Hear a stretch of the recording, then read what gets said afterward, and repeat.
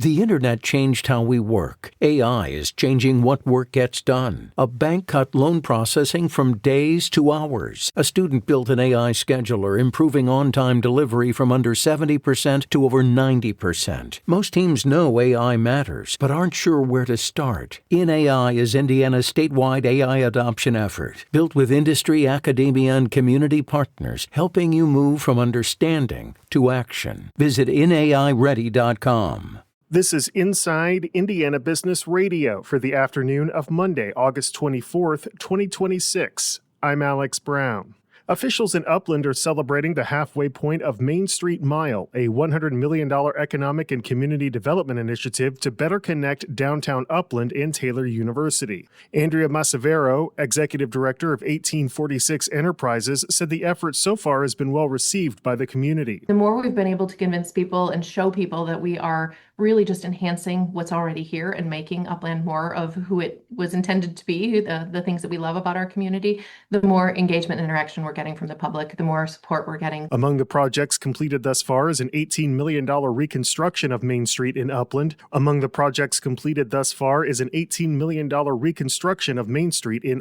Work is also underway on a boutique hotel and events center. Masavero said they are on pace to complete the entire effort by the end of 2028. Indiana Governor Mike Braun is calling for state regulators to investigate Northern Indiana Public Service Company as thousands in Northwest Indiana remain without power about 2 weeks after the region was hit with severe weather. Braun asked the state's Office of Utility Consumer Counselor to file a petition requesting that the Indiana Utility Regulatory Commission open an investigation into whether the funding that state regulators approved for NIPSCO's vegetation management and right-of-way maintenance activities was properly used. In a statement to IBJ this afternoon, NIPSCO said it will continue to communicate with Braun's office and the commission and will fully cooperate if the commission opens an investigation. The utility said it remains committed to restoring power safely and as quickly as possible. From the number one source for Indiana business news, this is Inside Indiana Business Radio. Thanks for listening to this IBJ Media podcast. You're probably going to remember this ad. Do you know why? Podcast advertising works. 85% of listeners recalled hearing an ad during a podcast, and 70% of podcast listeners have acted after hearing an ad. So whether you're looking to be heard across the entire IBJ Media Podcast Network, sponsor one of our shows, or just start with a 30-second ad, IBJ Media can help. Contact advertise at ibj.com to learn more. The Indiana Supreme Court is weighing whether courts can still intervene in a Republican primary recount that gave President Donald Trump-endorsed challenger Paula Copenhaver a 3-vote lead over State Senator Spencer Deary, who opposed congressional redistricting. Attorneys for Deary on Monday disputed arguments from Copenhaver that the courts can no longer overturn the Indiana Recount Commission's decision because the August 21st certification deadline for this fall's election has passed. Deary has asked the state Supreme Court to review whether 6 ballots that were cast for him were wrongly rejected by the Recount Commission over omission by election workers. The senator's attorneys argued in a Monday court filing that state law allows errors to be corrected until 60 days before an election, giving the courts time to act. The Recount Commission decision on challenged ballots during an August 10th meeting turned what had been a 3-vote lead for Deary into a 3-vote margin for Copenhaver. The commission's certified totals gave Copenhaver 6,332 votes to Deary's 6,329 in Senate District 23, which spans all parts of 6 counties in the area between Lafayette and Terre Haute. Attorneys for Copenhaver, the Fountain County Republican chair, and a staffer to Lieutenant Governor Micah Beckwith maintained in a Friday court filing that the August 21 deadline must be respected.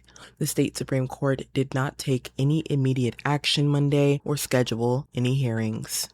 Abriana Herron, Inside Indiana Business Radio. Carmel-based Ben's Ranch Foundation is launching a 2-year animal science career pathway for Hamilton County high school students through a partnership with the Pursuit Institute and Hamilton County Parks and Recreation. The program will combine work-based learning with social-emotional learning and workforce development. The organization said students will work alongside industry experts and take on meaningful responsibilities designed to build job skills, confidence, and knowledge about careers in agriculture. They will receive academic credit while gaining hands-on experience experience with animals, agriculture, and animal science. Classes will take place at Kotiwi Stables in Noblesville and at area farms and agribusinesses.